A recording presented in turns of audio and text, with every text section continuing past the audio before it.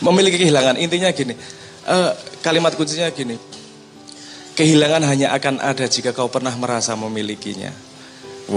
Wong rasa tepuk tangan. Aku ya isin dhewe santai wae.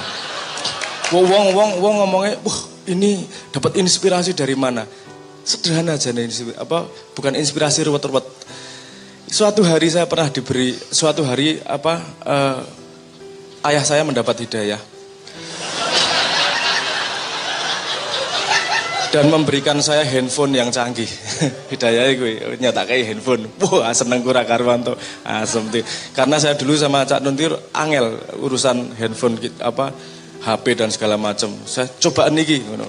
Terus aku ngomong, suarane elek anak pengen suarane apik tuku tip aja nggo handphone. Asem salah. Gambar layare elek, nek layare apik tuku TV rasa gue. Waduh, susah to. Ruwet kowe dadi anake Cak Nun. Terus baru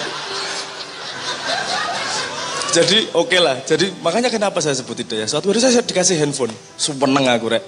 Belum sampai seminggu. Ketinggalan yang ATM rek.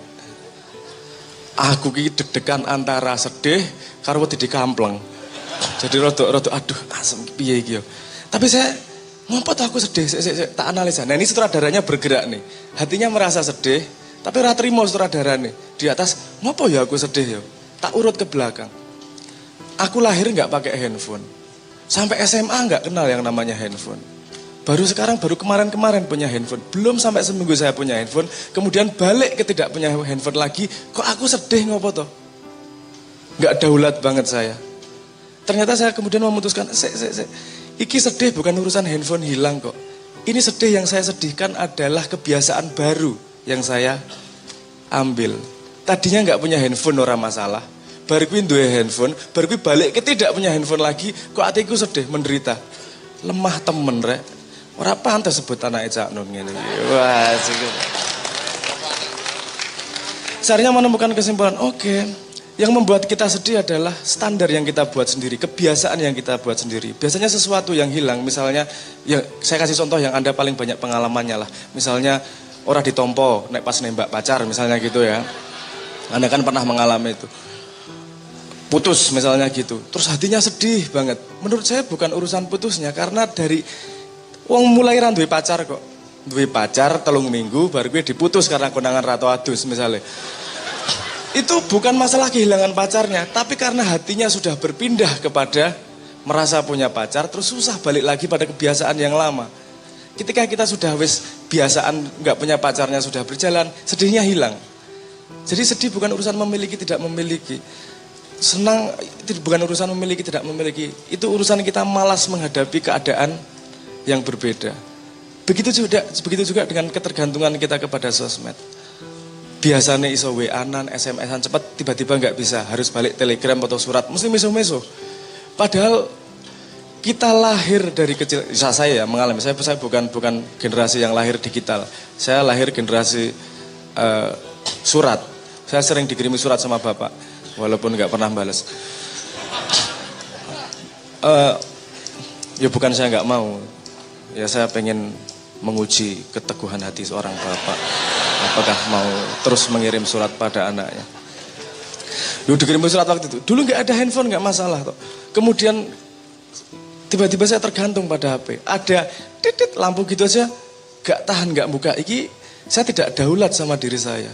Sudah tergantung kepada yang di luar. Saya tidak bisa menemukan konsep apa yang saya pegang sendiri. Saya sudah dipengaruhi oleh luar. Gampang percaya, gampang tidak percaya. Saya masuk pada sebuah kebiasaan baru di mana kamu butuh memenuhi itu. Padahal kebiasaan baru sangat bisa dibuat dengan propaganda. Belum lama ini saya melihat. Anda selalu dengar toh. Yang sehat itu makan 3 kali sehari. Betul nggak? Pernah dengar nggak?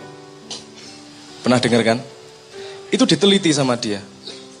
Bener po, yang sehat itu makan 3 kali sehari. Ini seorang dokter. Terus dia kemudian melihat industri yang terlibat di situ. Enggak juga kok. Bukan urusan itu. Dia memberi contoh, epilepsi misalnya. Epilepsi itu sangat bisa disembuhkan kalau kamu pola makannya berubah. Enggak harus 3 kali sehari. Kalau misalnya kamu merubah masukanmu yang berdasarkan dari karbohidrat menjadi gula, diilangi menjadi keton misalnya. Iki rodok ngomong masuk sedikit ya. Keton itu pecahan dari lemak.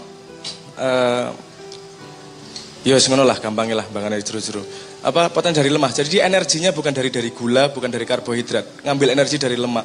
Otomatis di otaknya terjadi membran pelapis. Epilepsinya sembuh. Itu sudah lama pengetahuannya, tapi tidak populer. Kenapa?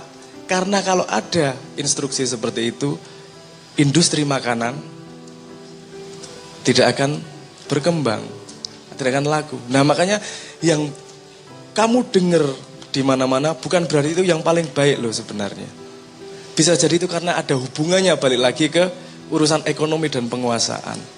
Nah kalau kita daulat, kita bisa menilai sendiri, ngerasake dewi tenanan opera. Bukan berarti saya mengatakan bahwa nggak usah dengerin. Dengerin, harus didengerin. Semua didengerin, tapi yang memutuskan mana yang benar atau tidak kamu. Karena kamu yang punya badanmu sendiri. Nah menurut saya Mak Yah mengajari kedaulatan tersebut. Ayam jangan bermimpi jadi kambing. Aduh banget yo. Ayam jangan bermimpi jadi bebek. Karena secanggih-canggihnya kamu menjadi bebek, kamu hanyalah bebek KW. Yaitu ayam yang bebek. Kan bukan bebek, bebek-bebekan cuman. Jadi kalau yang diajak Mak Yah bahwa kamu daulat dengan dirimu sendiri sudah kita tanamkan benar-benar. Bukan menjadi orang yang skeptis juga. Opo-opo ora percaya, opo-opo meragukan, enggak gitu juga. Tapi kita proporsional, seimbang. Kita siap merubah. Kita siap salah dalam tanda petik gitulah. Maksimal aku sing paling bener ngertine saene, tapi bisa dengan pengetahuan baru ini berubah. Setiap saat seperti itu. Dan info yang masuk sekarang ini kayak misalnya gini. Wong rung maca berita, baru maca judulnya wis komentar. Durung menonton videone, lagi nonton judulnya wis komentar. Iki ora tahan arep ngetokke ekspresi dirinya iki ora tahan arep ngetokke kudu aku berpendapat aku. Saya tahu, santai-santai. Kamu serap sebenarnya, kamu tahu sebenarnya sehingga setiap langkah yang dijalani kamu tahu betul konsekuensinya. Bukan berarti langkahnya pasti benar, tapi langkah yang belum benar itu kamu akan menuju menjadi sesuatu yang lebih benar kalau kamu daulat dengan perjalanan hidupmu sendiri. Dan tidak ada apapun di dunia yang bisa mempengaruhi dirimu karena hanya dirimu yang bisa mempengaruhi dirimu.